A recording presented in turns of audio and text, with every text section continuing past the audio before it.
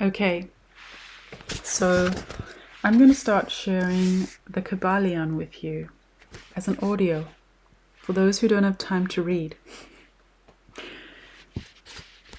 Introduction. We take great pleasure in presenting to the attention of students and investigators of the secret doctrines this little work based upon the old world Hermetic teachings. There has been so little written upon the subject, notwithstanding the countless references to the teachings in the many works upon esotericism, that the many earnest searchers of the arcane truths will doubtless welcome the appearance of the present volume. The purpose of the work is not the enunciation of any special philosophy or doctrine, but rather to give the students a statement of truth. Truth that will serve to reconcile the many bits of esoteric knowledge that they may have acquired, but which are apparently opposed to each other and which often serve to discourage and disgust the beginner in the study. Our intent is not to erect a new temple of knowledge, but rather to place it in the hands of the student, a master key, with which he may open the many inner doors in the temple of mystery through the main portals he has already entered.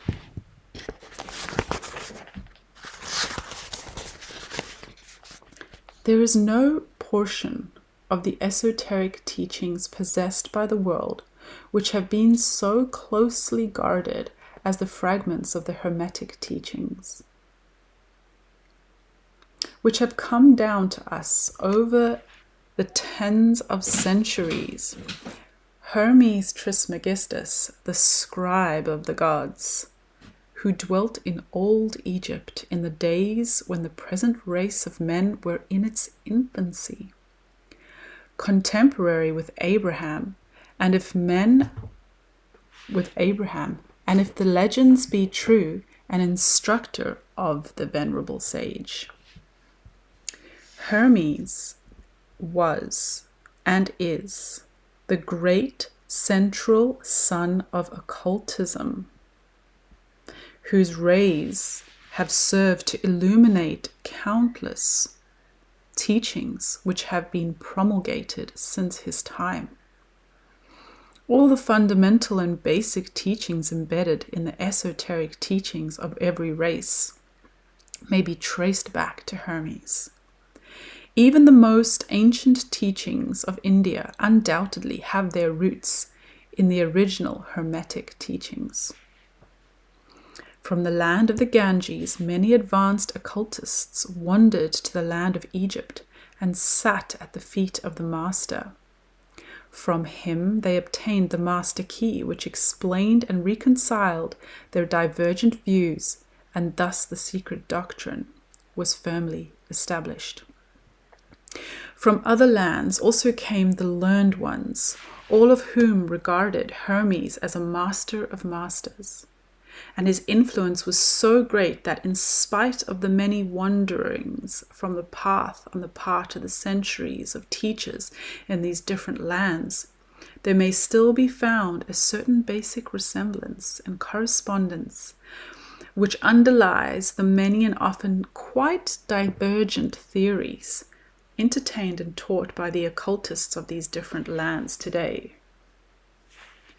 The student of comparative religions was able to perceive the influence of how the Hermetic teachings in every religion worthy of the name now known to man, whether it be a dead religion or one in full vigor in our times.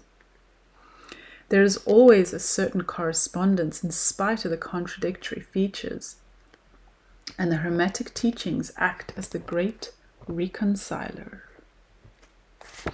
The life work of Hermes seems to have been in the direction of planting the seed, the great seed truth, which has grown and blossomed in so many strange forms rather than to establish a school of philosophy which would dominate the world's thought. But nevertheless, the original truths taught by him have been kept intact in their original purity by a few men in each age who, refusing great numbers of half-developed students and followers, followed Hermetic custom and reserved their truth for the few who were ready to comprehend and master it. From lip to ear, the truth has been handed down among the few. There have always been a few initiates in each generation, in the various lands of the earth, who kept alive the sacred flame of the Hermetic teachings.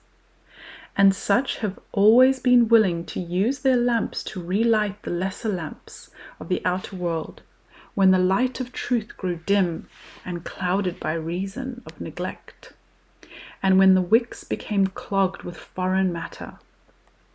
There were always a few to tend faithfully to the altar of truth upon which was kept alight the perpetual lamp of wisdom. These men devoted their lives to the labor of love, which the poet has so well stated in his lines. Oh, let not the flame die out, cherished age after age in its dark cavern, in its holy temples, cherished, fed by pure ministers of love, let not the flame die out. These men have never sought popular approval, nor members of followers, nor numbers of followers. They are different to these things, for they know how few are in each generation who are ready for the truth, or who would recognize it if it were presented to them. They reserve the strong meat for the men, while others furnish the milk for babes. Those are key terms: strong meat for men in the esoteric circles, and milk for babes. Like when Jesus spoke in parables, he would speak in a way where he delivered teachings that were strong meat for men and teachings that were milk for babes. At whatever consciousness level you are at, you can receive the teachings in a way that is very potent and powerful, and you need to be strong to digest it, because it can be confronting and shake about your perception of the world and reality. Or milk for babes, it can be soothing, and soothing your nervous system and soothing your being, so you can come into a better heart-mind coherence, so you can align more with fields and frequencies that are about consciousness expansion. So a true teaching and a true teacher will access the student at whatever level they're ready to work. And so let us continue. I just wanted to share that with you because it's a key code word in the esoteric tradition: strong meat for men and milk for babes. They reserve their pearls of wisdom for the few elect, who recognize their value and who wear them in their crowns. Instead of casting them before the materialistic, vulgar swine who would trample them in the mud and mix them with their disgusting mental food.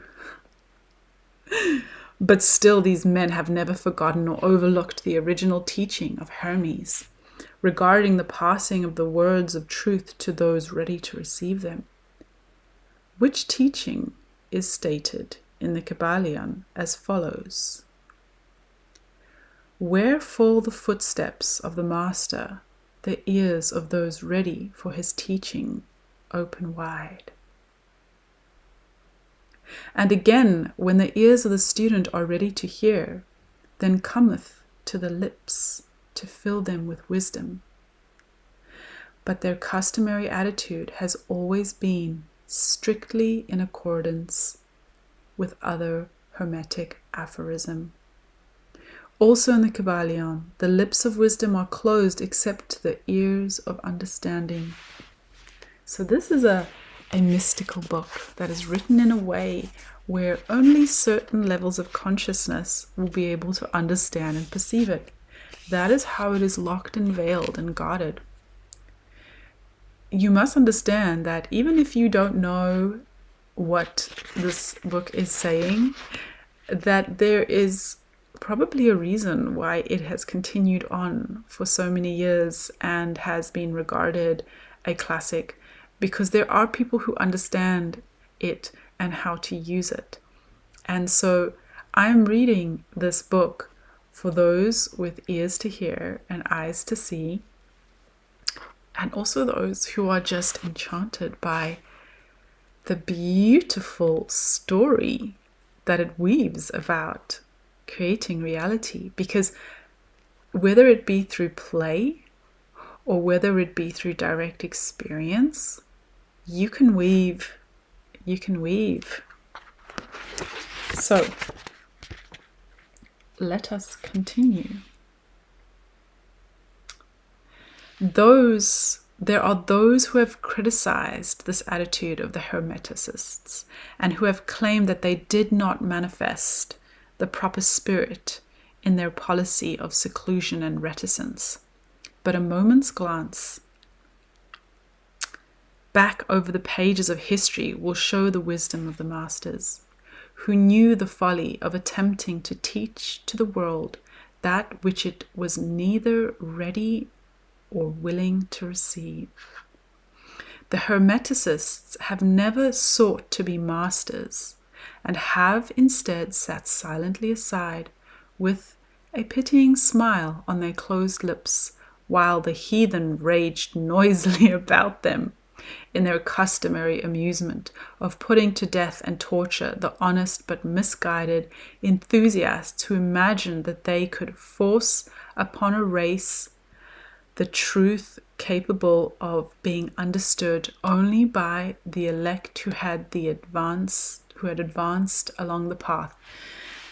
These were a bit harsh words, but I think, this was written by some men quite some time ago. So let's understand that they haven't understood the divine feminine wisdom of delivering beautiful creative craft in a gentle and encompassing and soft way. So sorry about I don't align with some of the ways in which they speak to those who are not elect to understand. And the spirit of persecution has not yet died out in the land. There are certain Hermetic teachings which, if publicly promulgated, would bring down upon the teachers a great cry of scorn and revilement from the multitude, who would again raise the cry of crucify, crucify. In this little work, we have endeavored to give you an idea of the fundamental teachings of the Kybalion, striving to give you the working principles, leaving you to apply them yourselves rather than attempting to work out the teaching in detail. If you are a true student, you will be able to work out and apply these principles. If not, then you must develop yourself into one. For otherwise the Hermetic teachings will be as words to you by the three initiates. I'm only going to read, that was the introduction, just the first page of chapter 1, because this is getting long. Chapter 1, the Hermetic Philosophy. The lips of wisdom are closed except to the ears of understanding. From old Egypt have come the fundamental esoteric and occult teachings which have so strongly influenced the philosophies of all races, nations, and peoples for several thousand years. Egypt, the home of the pyramids and the Sphinx, was the birthplace of the hidden wisdom and mystic teachings. From the secret doctrine all nations have borrowed: India, Persia, Chaldea, Media, China, Japan, Assyria, ancient Greece and Rome, and other ancient countries partook liberally in the feast of knowledge which the hierophants and masters of the land of Isis so freely provided for those who came prepared to partake. Of the great store of mystic and occult lore, with the masterminds of the ancient land, which the masterminds of the ancient land had gathered together.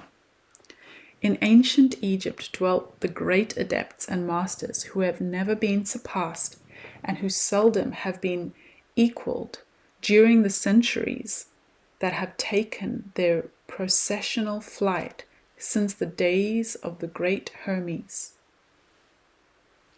That's all I'll read for now. So, hope you enjoy my reading of the Kybalion. I will be continuing it if you'd like to stay on track with learning about this book. Much love.